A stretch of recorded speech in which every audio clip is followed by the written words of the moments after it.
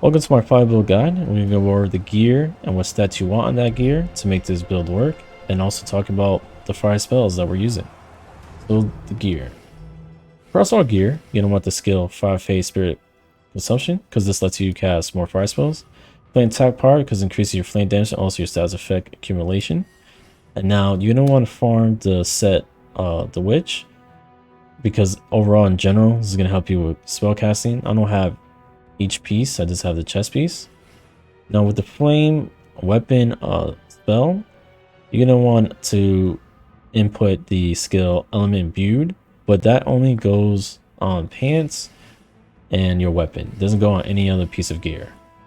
And then because the game doesn't allow you, that's why. And then you're gonna add on your weapon the spell duration, so that way you can keep up the element imbued weapon for longer. Now I'm gonna go over the spells.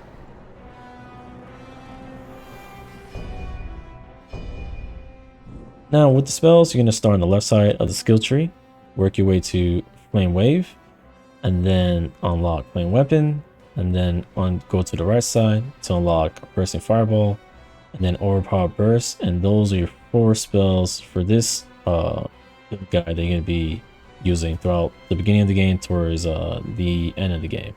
Now I'm going to go over each one. So Flame Wave, I really enjoy it. I think it's super strong because not only do you push the enemy a good distance and it does damage over time.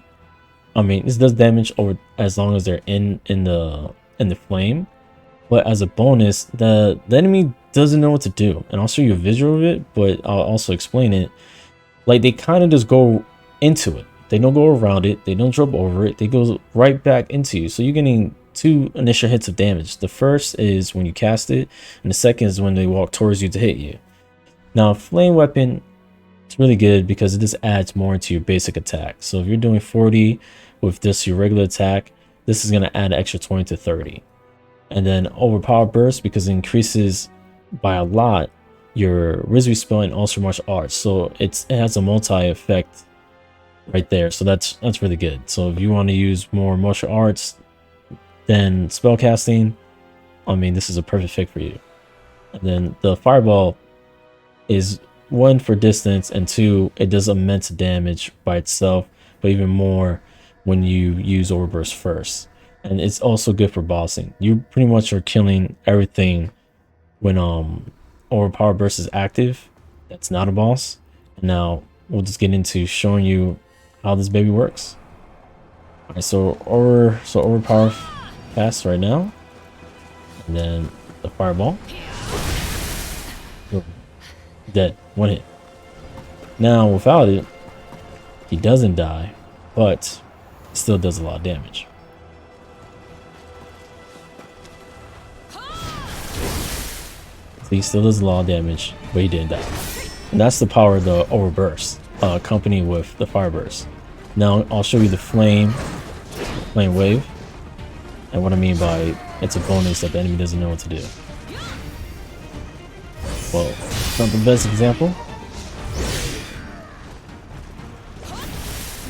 but as you see, that's the other part of our build. Once we stack that status effect, they get stunned, and that's really helpful when you do the flame weapon.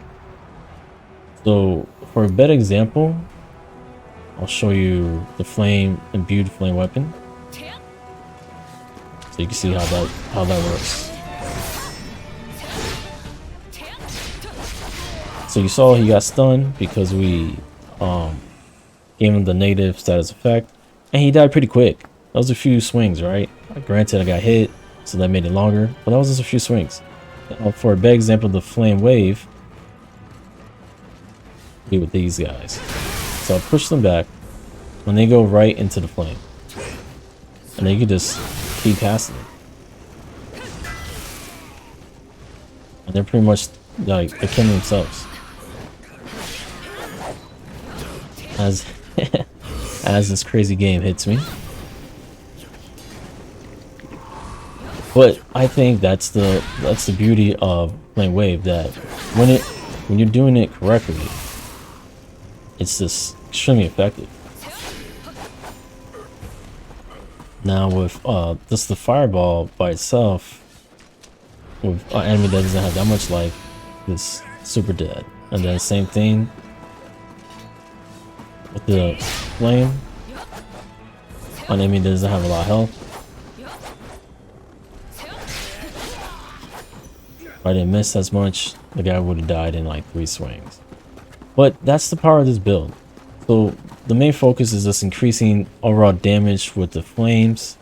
And then when you get the status effect, they're stunned, so you're able to have an extra move on top of that. And this is just a fun build overall. So that's the build. If you found it helpful, leave a like, subscribe, catch you in the next one.